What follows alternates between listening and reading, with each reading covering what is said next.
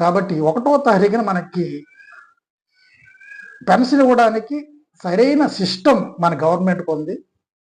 సరైన 1వ తారీఖునే రాష్ట్రంలో ఉన్న వారు అందరికీ కూడా పెన్షన్ ఇచ్చే కెపాసిటీ వాలంటరీ లేకపోయినా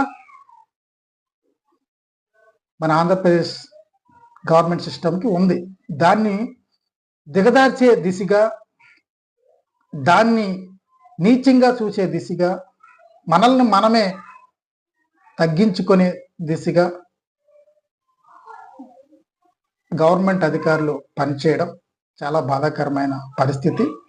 ఇప్పటికైనా మేల్కొని మే, జూన్ నెలలో 1వ తారీఖునే ఖచ్చితంగా పెన్షన్లు ఇచ్చే దిశగా